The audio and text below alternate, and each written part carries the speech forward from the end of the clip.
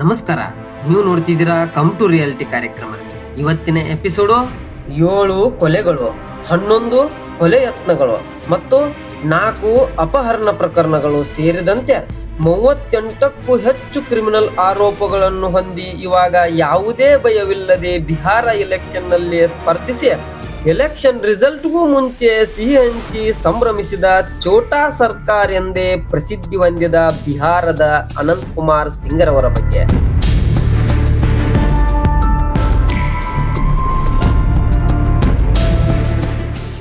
ಈ ಕತೆ ಪ್ರಾರಂಭ ಮಾಡುವ ಮುನ್ನ ಪಟ್ನಾದಲ್ಲಿ ನಿಯೋಜಿತವಾಗಿದ್ದ ಜಿಲ್ಲಾ ನ್ಯಾಯಾಧೀಶರು ಹೇಳಿಕೊಂಡಿರುವ ತಮ್ಮ ಅನುಭವವನ್ನು ನಿಮ್ಮ ಮುಂದೆ ಹೇಳಲೇಬೇಕು.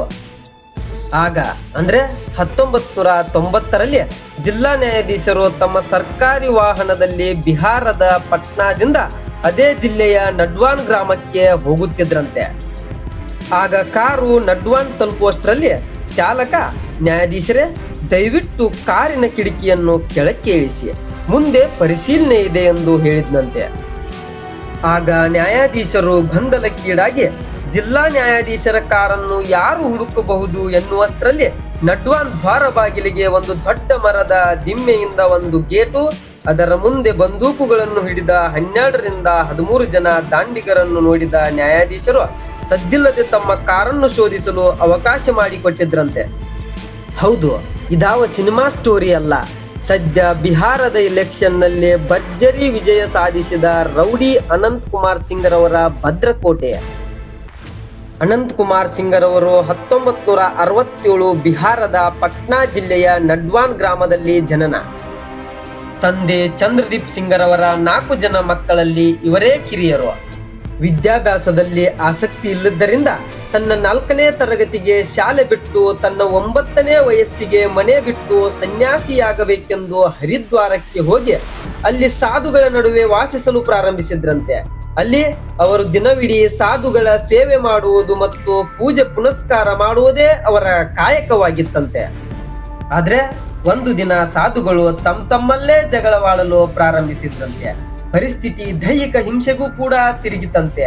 ಇದನ್ನ ನೋಡಿದ ಅನಂತ್ ಕುಮಾರ್ ಸಿಂಗರವರು ಆಶ್ಚರ್ಯಚಕಿತರಾಗಿ ತ್ಯಾಗದ ಜೀವನದ ಬಗ್ಗೆ ನನಗಿದ್ದಿದ್ದು ಬರೀ ಮೂಢನಂಬಿಕೆ ಎಂದು ತಿಳಿದು ಮರಳಿ ಊರಿನತ್ತ ಪ್ರಯಾಣ ಬೆಳೆಸಿದ್ರಂತೆ. ಹೀಗೆ ಒಂದು ದಿನ ಗ್ರಾಮದ ಚೌಕದಲ್ಲಿ ಅನಂತ್ ಕುಮಾರ್ ಸಿಂಗರವರ ಅಣ್ಣನಾದ ಬಿರಾಚಿ ಸಿಂಗರನ್ನು ಯಾರೋ ಗುಂಡು ಹಾರಿಸಿ ಹತ್ಯೆಗೈದಿದ್ರಂತೆ.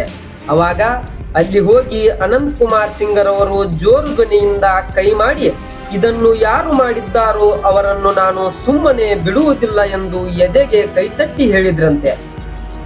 ಆಗ ಅನಂತ್ ಕುಮಾರ್ ಸಿಂಗರವರ ಕುಟುಂಬ ಆ ಪ್ರದೇಶದ ದೊಡ್ಡ ಭೂಮಾಲೀಕರಲ್ಲಿ ಒಬ್ಬರಾಗಿದ್ರಂತೆ. ಆ ಸಂದರ್ಭದಲ್ಲಿ ಬಿಹಾರದ ಮಾವೋವಾದಿ ಸಂಘಟನೆ ಮತ್ತು ಭೂಮಾಲೀಕರ ನಡುವೆ ಆಗಾಗ ಸಂಘರ್ಷ ನಡೀತಿತ್ತಂತೆ. ಅನಂತ್ ಕುಮಾರ್ ಸಿಂಗರವರಿಗೆ ತನ್ನ ಅಣ್ಣನನ್ನು ಕೊಂದಿದ್ದು ಅದೇ ಮಾವೋವಾದಿ ಸಂಘಟನೆಯ ನಾಯಕ ಎಂದು ಹೆಂಗೋ ವಿಷಯ ತಿಳಿತಂತೆ. ಆದ್ರೂ ಪೊಲೀಸರಿಂದ ನ್ಯಾಯ ಸಿಗಬಹುದು ಎಂದು ಕಾಯುತ್ತಿದ್ದ ಅನಂತ್ ಕುಮಾರ್ ಸಿಂಗರವರಿಗೆ ಹಲವು ತಿಂಗಳು ಕಳೆದರೂ ನ್ಯಾಯ ಸಿಗದೆ ನಿರಾಸೆಯಾಗಿದ್ದರು. ಆಗ ಮಾವೋವಾದಿ ಸಂಘಟನೆಯ ನಾಯಕ ತಮ್ಮದೇ ಹಳ್ಳಿಯ ಬಳಿ ಹರಿಯುವ ಗಂಗಾ ನದಿ ದಡದಲ್ಲಿ ತನ್ನ ಸಹಚರರೊಂದಿಗೆ ಶಿಬಿರ ಹೂಡಿದ್ದನ್ನು ವಿಷಯ ತಿಳಿದ ಅನಂತ್ ಕುಮಾರ್ ಸಿಂಗರವರು ಹೊರಡಲು ರೋಷಾವೇಶದಿಂದ ಪ್ರಾರಂಭಿಸಿದ್ರಂತೆ. ಆಗ ಸಹಚರನೊಬ್ಬ, ಅಣ್ಣ, ನಿಮ್ ಬಳಿ ಯಾವುದೇ ಆಯುಧಗಳಿಲ್ಲ ಮತ್ತು ನದಿಯನ್ನು ದಾಟುವುದು ಕೂಡ ಕಷ್ಟಕರವೆನಿಸುತ್ತದೆ, ಇನ್ನೊಂದು ದಿನ ಲೆಕ್ಕ ಇತ್ಯರ್ಥ ಪಡಿಸೋಣ ಎಂದು ಹೇಳುವಷ್ಟರಲ್ಲಿ ಅನಂತ್ ಕುಮಾರ್ ಸಿಂಗರವರು ನದಿಗೆ ಹಾರಿದ್ರಂತೆ. ನೀರಿನಲ್ಲಿ ಸಾಕಷ್ಟು ಗಂಟೆಗಳ ಕಾಲ ಈಜಿ ಹೇಗೋ ದಡ ಸೇರಿ ಆಗ ದಟ್ಟವಾದ ಕಾಡಿನಲ್ಲಿ ತನ್ನ ಅಣ್ಣನ ಕೊಲೆಗಾರನನ್ನು ಹುಡುಕಾಡಲು ಪ್ರಾರಂಭಿಸಿ ಕೊನೆಗೂ ಸಿಕ್ಕಂತ ಮಾವೋವಾದಿ ಗುಂಪಿನ ನಾಯಕನನ್ನು ಯಾವುದೇ ಆಯುಧಗಳಿಲ್ಲದೆ ದೊಡ್ಡ ಕಲ್ಲಿನಿಂದ ಅವನ ತಲೆಯನ್ನು ಪುಡಿ ಪುಡಿ ಮಾಡಿ ಹತ್ಯೆಗೈದಿದ್ರಂತೆ. ಅದನ್ನ ಸಂದರ್ಶನವೊಂದರಲ್ಲಿ ಪತ್ರಕರ್ತರು ಪ್ರಶ್ನಿಸಿದ್ದಕ್ಕೆ ಅನಂತ್ ಕುಮಾರ್ ಸಿಂಗರವರು ನ್ಯಾಯ ಅಗತ್ಯವಾಗಿತ್ತು ಎಂದು ಉತ್ತರಿಸಿದ್ರಂತೆ. ಈ ಘಟನೆಯಿಂದ ತನ್ನ ಹಳ್ಳಿ ಮತ್ತು ಹತ್ತಿರದ ಪ್ರದೇಶದ ಮನೆ ಮಾಲೀಕರು ಸಹ ರಕ್ಷಣೆಗಾಗಿ ಅವರ ಬಳಿ ಬರಲು ಪ್ರಾರಂಭಿಸಿದ್ರಂತೆ.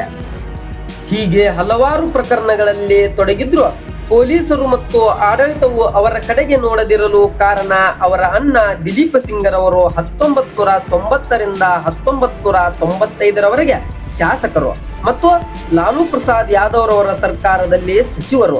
ಹೀಗೆ ಅನಂತ್ ಕುಮಾರ್ ಸಿಂಗರವರ ವಿರುದ್ಧದ ಪ್ರಕರಣಗಳು ನ್ಯಾಯಾಲಯವನ್ನು ತಲುಪದಾಗಿಲ್ಲ ಅವರಿಗೆ ಸುಲಭವಾಗಿ ಜಾಮೀನು ಕೊಡಿಸ್ತಿದ್ರಂತೆ.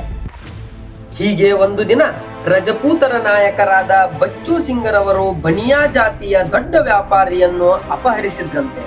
ಆಗ ಬನಿಯಾ ಜಾತಿಯ ಸಮಾಜವೆಲ್ಲ ಅನಂತ್ ಕುಮಾರ್ ಸಿಂಗರವರ ಬಳಿ ಹೋಗಿ ನೀವೇ ಕಾಪಾಡಬೇಕು ಅಂದಿದ್ದಕ್ಕೆ ಒಪ್ಪಿದ ಅನಂತ್ ಕುಮಾರ್ ಸಿಂಗರವರು ತನ್ನ ಪಡೆಗಳೊಂದಿಗೆ ಬಚ್ಚು ಸಿಂಗರವರ ಹಳ್ಳಿಗೆ ನುಗ್ಗಿ ಗಂಟೆಗಟ್ಟಲೆ ಗುಂಡಿನ ಚಕಮಕಿ ನಡೆಸಿ ವ್ಯಾಪಾರಿಯನ್ನು ರಕ್ಷಿಸಿದ್ರಂತೆ. ಹೀಗೆ ಪ್ರಾರಂಭವಾದ ದ್ವೇಷ 2000ನೇ ಇಸವಿಯಲ್ಲಿ ರಜಪೂತರ ನಾಯಕ ಬಚ್ಚು ಸಿಂಗರವರು ಗ್ಯಾಂಗ್ ವಾರ್ನಲ್ಲಿ ಸಾವನ್ನಪ್ಪಿದ್ರಂತೆ. ಪೊಲೀಸರ ವರದಿಯ ಪ್ರಕಾರ ಅನಂತ್ ಕುಮಾರ್ ಸಿಂಗರವರು ಈ ಕೊಲೆಯ ಪ್ರಮುಖ ಆರೋಪಿಯಾಗಿದ್ರಂತೆ. ಹೀಗೆ ಅನಂತ್ ಕುಮಾರ್ ಸಿಂಗರವರು ಇಡೀ ಗ್ರಾಮವನ್ನು ಭದ್ರತಾ ಕೋಟೆಯನ್ನಾಗಿ ಪರಿವರ್ತಿಸಿ ಅಲ್ಲಿ ಪೊಲೀಸರಾಗಲಿ ಮತ್ತು ಆಡಳಿತವಾಗಲಿ ಅನುಮತಿವಿಲ್ಲದೆ ಪ್ರವೇಶಿಸಲು ಸಾಧ್ಯವಿರಲಿಲ್ಲವಂತೆ.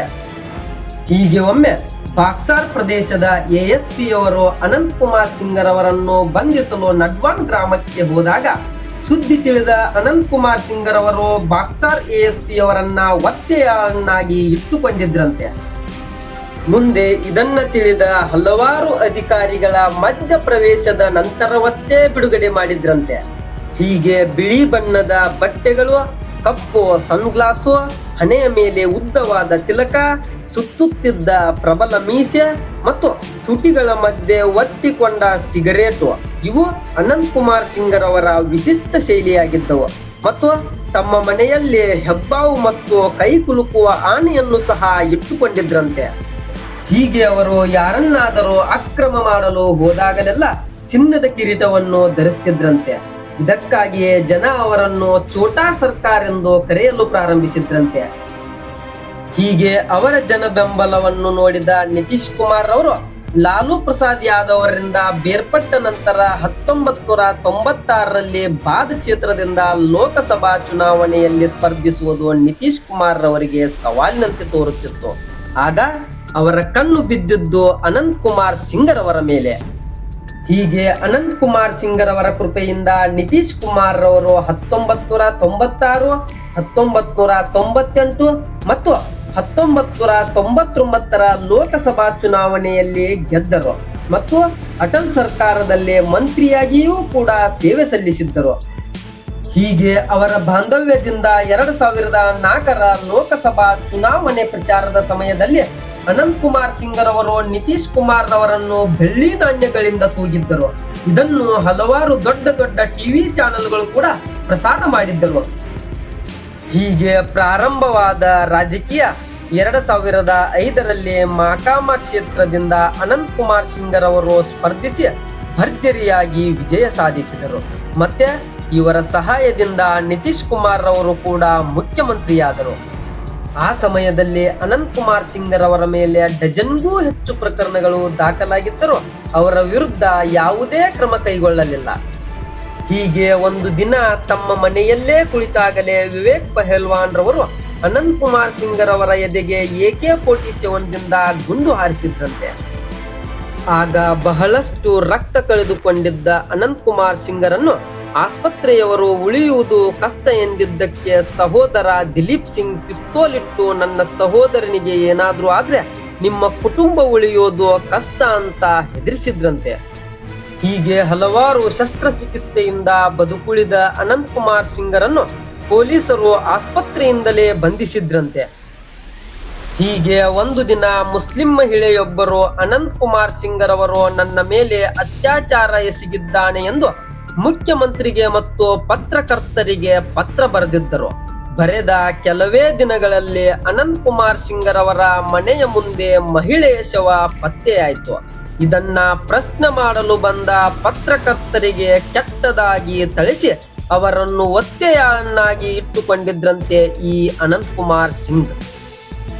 ಹೀಗೆ ಒಂದು ದಿನ ಲಾಲೂ ಪ್ರಸಾದ್ ಯಾದವ್ ರವರು ತಿರುಗಾಡುತ್ತಿದ್ದ ಕುದುರೆಯನ್ನೇ ಖರೀದಿಸಿ ಅದೇ ಕುದುರೆಯ ಗಾಡಿಯಲ್ಲಿ ವಿಧಾನಸಭೆಗೆ ಹೋಗ್ತಿದ್ರಂತೆ ಈ ಅನಂತ್ ಕುಮಾರ್ ಸಿಂಗ್. ಹೀಗೆ ಮಿತಿಮೀರಿದ ವರ್ತನೆಯಿಂದ ಲಾಲೂ ಪ್ರಸಾದ್ ಯಾದವ್ ಅವರ ಒತ್ತಡಕ್ಕೆ ಮಣಿದು ನಿತೀಶ್ ಕುಮಾರ್ ಅವರು 2015ರಲ್ಲಿ ಅನಂತ್ ಕುಮಾರ್ ಸಿಂಗ್ ರವರನ್ನು ಪಕ್ಷದಿಂದ ಹೊರಹಾಕಿದ್ರು. ಹೀಗಾದರೂ ಬಗ್ಗದ ಅನಂತ್ ಕುಮಾರ್ ಸಿಂಗ್ ರವರು 2015ರ ವಿಧಾನಸಭಾ ಚುನಾವಣೆಯಲ್ಲಿ ಸ್ವತಂತ್ರ ಅಭ್ಯರ್ಥಿಯಾಗಿ ಗೆದ್ದರು. ಪಟ್ನಾದಲ್ಲಿ ನನ್ನ ಪ್ರಭಾವ ಏನಿದೆ ಎಂದು ತೋರಿಸಿಕೊಟ್ಟರು. ಹೀಗೆ ಒಂದು ದಿನ ತನ್ನ ಸಹಚರ ಬೋಲಾ ಸಿಂಗನ ಕೊಲೆಗೆ ಸಂಚು ರೂಪಿಸಿದ್ದಾರೆ ಎಂದು ಕೇಳಿ ಬಂದ ಆಡಿಯೋದಿಂದ ಪೊಲೀಸರು ಬೆಳಿಗ್ಗೆ 4 ಗಂಟೆಗೆ ಅನಂತ್ ಕುಮಾರ್ ಸಿಂಗ್ ರವರ ಮನೆಯ ಮೇಲೆ 18 ಗಂಟೆಗಳ ಕಾಲ ದಾಳಿ ನಡೆಸಿ ಇಡೀ ಮನೆಯನ್ನು ಧ್ವಂಸ ಮಾಡಿದ್ದರು. ಅಲ್ಲಿ AK-47 ಹ್ಯಾಂಡ್ ಗ್ರೆನೇಡ್ಗಳು ಮತ್ತು 26 ಗುಂಡುಗಳನ್ನು ವಶಪಡಿಸಿಕೊಂಡರು. ಇದರ ಅಡಿಯಲ್ಲಿ ನ್ಯಾಯಾಲಯದಿಂದ ಅರೆಸ್ಟ್ ವಾರೆಂಟ್ ತಂದ ಪೊಲೀಸರು 200ಕ್ಕೂ ಹೆಚ್ಚು ಸಿಬ್ಬಂದಿಯಿಂದ ಶೋಧ ನಡೆಸಿ 2019ರಲ್ಲಿ ಬಂಧಿಸಿ ಬೇಮಾರ್ ಜೈಲಿಗೆ ಹಾಕಿದ್ದರು. ಹೀಗೆ ಮತ್ತೆ 2020ರ ವಿಧಾನಸಭಾ ಚುನಾವಣೆಯಲ್ಲಿ ಜೈಲಿನಲ್ಲಿ ಕುಳಿತೇ ತೇಜಸ್ವಿ ಯಾದವ್ ರವರ ಪಕ್ಷವಾದ RJD ಪಕ್ಷದಿಂದ ಸ್ಪರ್ಧಿಸಿ ಮುಂಚೆಗಿಂತಲೂ ಭರ್ಜರಿಯಾಗಿ ಜಯ ಸಾಧಿಸಿದ್ರು. ನಂತರ 2022ರಲ್ಲಿ ಅವರಿಗೆ 10 ವರ್ಷಗಳ ಕಾಲ ಶಿಕ್ಷೆ ವಿಧಿಸಲಾಯಿತು ಮತ್ತು ಬಿಹಾರ ವಿಧಾನಸಭೆಯಲ್ಲಿ ಅವರ ಸದಸ್ಯತ್ವವನ್ನು ಸಹ ರದ್ದುಗೊಳಿಸಲಾಯಿತು. ಅದಕ್ಕಾಗಿ ಅವರ ಪತ್ನಿ ನೀಲಂ ಸಿಂಗ್ ರವರು ಅದೇ ಪಕ್ಷದಿಂದ ಉಪಚುನಾವಣೆಯಲ್ಲಿ ಸ್ಪರ್ಧಿಸಿ ಮತ್ತೆ ಭರ್ಜರಿಯಾಗಿ ಗೆಲುವು ಸಾಧಿಸಿ ಶಾಸಕರಾದರು. ಪ್ರಕರಣವನ್ನು ವಿಚಾರಣೆಗೆ ತೆಗೆದುಕೊಂಡ ನ್ಯಾಯಾಲಯವು 2024ರಲ್ಲಿ ನ್ಯಾಯಾಲಯವು AK-47 ಅನ್ನು ಬಹಳ ವರ್ಷಗಳ ಹಿಂದೆ ಸುತ್ತಿಡಲಾಗಿತ್ತು ಮತ್ತು ಅನಂತ್ ಕುಮಾರ್ ಸಿಂಗ್ ರವರು ಅದನ್ನು ಮುಟ್ಟೇ ಇಲ್ಲ ಎಂದು ಶಸ್ತ್ರಾಸ್ತ್ರ ಕಾಯ್ದೆ ಅಡಿ ಪ್ರಕರಣವನ್ನು ಖುಲಾಸೆಗೊಳಿಸಲಾಯಿತು. ಹೀಗೆ ಆ ಪ್ರಕರಣ ಖುಲಾಸೆಯಾಯಿತು ಎನ್ನುವಷ್ಟರಲ್ಲೇ 2025ರಲ್ಲಿ ಅನಂತ್ ಕುಮಾರ್ ಸಿಂಗ್ ರವರು ಸ್ಥಳೀಯ ಗ್ರಾಮಸ್ಥ ಮುಖೇಶ್ ಸಿಂಗ್ ರವರ ಕೊಲೆ ಯತ್ನದ ಆರೋಪದಡಿಯಲ್ಲಿ ಪ್ರಕರಣ ದಾಖಲಿಸಿಕೊಂಡ ಪೊಲೀಸರು ಬೇವಾರ್ ಜೈಲಿಗೆ ಕಳುಹಿಸಿಕೊಟ್ಟರು.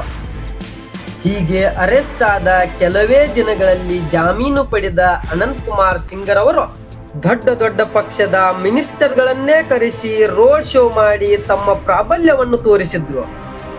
ಹೀಗೆ ಮಾಡ್ತಾ 2026 ಅಂದರೆ ಈ ವರ್ಷದ ಚುನಾವಣೆಯಲ್ಲಿ ಅವರು ಯಾವ ರೀತಿ ಎಲೆಕ್ಷನ್ ರಿಸಲ್ಟ್ಗೂ ಮುಂಚೆ ಸಿಹಿ ತಿಂಡಿಗಳನ್ನು ಹಂಚಿದ್ರು ಎಂದು ನೀವೆಲ್ಲ ನೋಡೇ ಇರ್ತೀರಾ. ಹೀಗೆ ನಮ್ಮ ದೇಶದ ಒಳಿತಿಗಾಗಿ ಕ್ರಿಮಿನಲ್ ಬ್ಯಾಕ್ಗ್ರೌಂಡ್ ಹೊಂದಿರುವ ರೌಡಿಗಳ ಬೆನ್ನಿಗೆ ನಿಂತು ನೀವು ಅವರ ಪರವಾಗಿ ಹೋರಾಡಿ ಅವರನ್ನ ವಿಜಯ ಪತಾಕಿಗಳನ್ನಾಗಿ ಮಾಡಿದ್ದಕ್ಕೆ ನಿಮಗೆ ಧನ್ಯವಾದ ಹೇಳ್ತಾ ಈ ವಿಡಿಯೋನ ಮುಗಿಸ್ತೀನಿ. ಮುಂದೆ ಯಾವ ರೀತಿ ವಿಡಿಯೋಗಳು ಬೇಕಂತ ಕಮೆಂಟ್ ಹಾಕಿ. ಮತ್ತೆ ಭೇಟಿಯಾಗೋಣ. ನಮಸ್ಕಾರ.